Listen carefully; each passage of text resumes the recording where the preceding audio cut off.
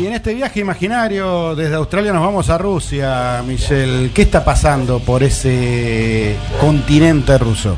Rusia, por la senda del zar. ¿El zar Putin, decís vos?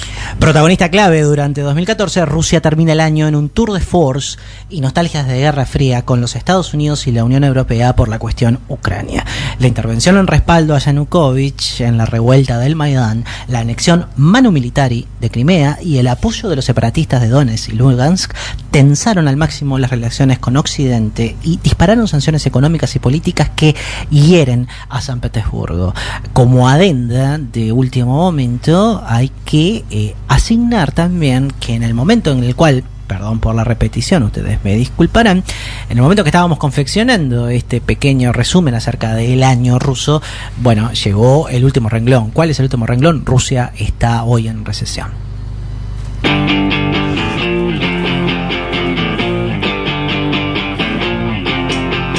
¿Cómo tremendo país puede salir de una recesión? Por allí Putin dice que necesitará 2 años, en una visión ultra optimista.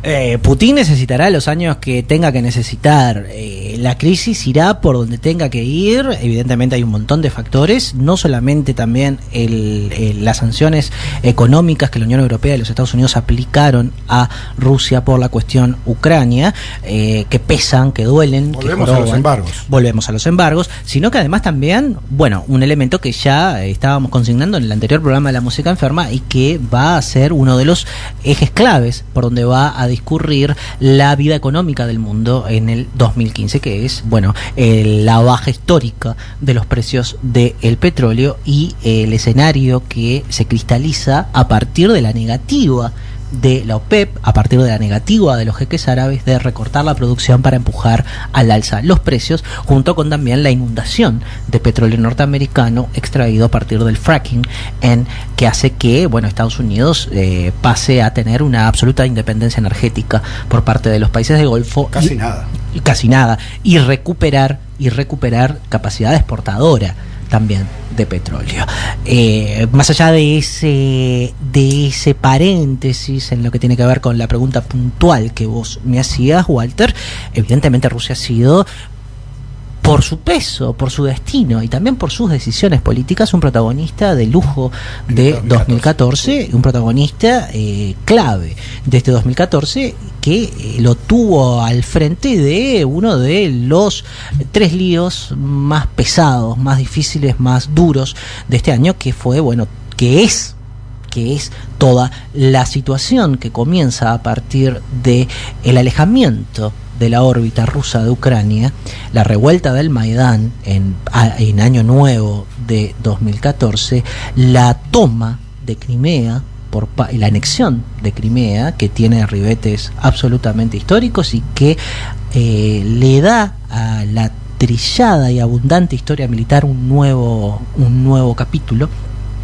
Es la primera anexión que se hace de un territorio con un ejército sin distintivos. Es verdad, lo habíamos consignado. Sí, sin distintivos, pero que todos estaban uniformados como rusos, todos hablaban en ruso y todos tenían cosas rusas, pero supuestamente eran patriotas crimeos que...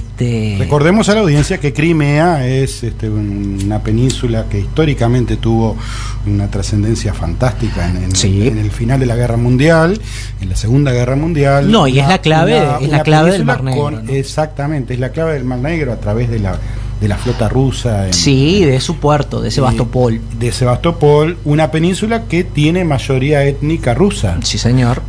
Bastante clara, de hecho. Pero que había quedado, en función de los tratados de delimitación posteriores a la Segunda Guerra Mundial, en manos de la República Socialista Ucrania, anexada también a la Unión Soviética, y que en el año 89, cuando se va todo al demonio, Ucrania vuelve a ser un país independiente. Siempre dentro de la órbita. Siempre dentro de la órbita rusa. Porque cuando termina la URSS, crean una nueva la Comunidad de Estados Independientes. Exacto. De la mano del amigo Boris Yeltsin. Otro personaje que Gran borracho. Gran vodkanómono, si podríamos llamarlo así. Embalsamado. De esos personajes que podríamos ponerlo junto con Berlusconi, ¿no? Por favor, el Boris duro así arriba del ataque. Cuando se hace famoso subiéndose a los T-80 rusos tratando de reprimir una intentona bolchevique que toca Moscú en el año 92 y que catapulta a Boris Yeltsin a declarar, bueno, el final oficial de la Unión Soviética post caída del muro de Berlín. El año ruso estuvo absolutamente plagado de tensión, con el pico máximo de tensión en mayo y junio, previo al Mundial en este año, cuando Europa estuvo al borde de la guerra, cuando Europa se pone de punta para tratar de asegurar la integridad territorial ucraniana post anexión de Crimea por parte de los rusos y el comienzo del levantamiento separatista de las regiones prorrusas del este de Ucrania, más específicamente en la región del Don, río que separa a Ucrania de Rusia, con epicentro en las ciudades de Donetsk y una Rusia que en el 2013 se había apuntado éxitos notorios, como la política ejercida en Siria, donde hizo frenar a Obama en una derrota, podríamos decirle así, sí, en su intención o una opción de salida que le dio Obama, ¿no? Creo que Putin le hizo un enorme favor a Obama, mediando entre Bashar el-Assad y los Estados Unidos por el incidente. Le hizo un favor, pero recordemos que Obama le declaró prácticamente la guerra. Sí. Estaba dispuesto a llevar así, aunque después vieron que era algo que... Y estaba dispuesto al derrocamiento puntual de Bashar el-Assad. Bueno, esas intenciones ahora, un año después, ya se han visto totalmente disipadas. Estados Unidos no habla una palabra sobre el régimen sirio, si bien lo mira de reojo, y en aquel momento, por la cuestión de los bombardeos químicos que el gobierno sirio, tropas gubernamentales sirias, sometieron a varias poblaciones, fundamentalmente en la ciudad de Homs, un suburbio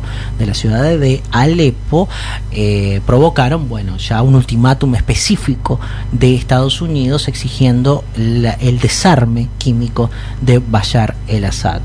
Todo el protocolo de movilización de tropas, acercamiento de la flota, etcétera, etcétera, etcétera, etcétera, y una mediación rusa que aparece posibilitándole una salida a Obama. Bien, ese éxito internacional probablemente envalentonó a un Putin que no decidió permitir la salida de Ucrania de la órbita rusa y que se plantó firme en ese giro que Ucrania hace hacia Occidente, hacia la Comunidad Económica Europea, y que amenazó la integridad territorial de Ucrania con fundamentos étnicos, culturales, pero también con un expreso desconocimiento de la legislación internacional y de la integración, de la integralidad territorial de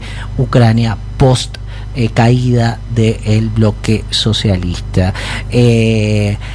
La crisis continuó, se disipa, se distiende, y en estos momentos hay complejas negociaciones en un alto al fuego que está siendo renovado mes a mes entre los gobiernos de Kiev y entre los gobiernos de San Petersburgo, tratando de encontrar una salida que aún hoy se registran combates en la zona de Donetsk y de Lugansk, y que aún hoy también esas regiones del noreste de Ucrania continúan en un estado de limbo con respecto al gobierno de Kiev, por más de que entre Putin y Yanukovych, entre Putin y el actual gobierno de Ucrania, están tratando de integrarlas en una especie de federación multiétnica, con presupuesto amplio, con capacidades federadas importantes, pero que continúa teniendo ese conflicto latente. De Crimea ni hablamos, es parte rusa, circula el rublo,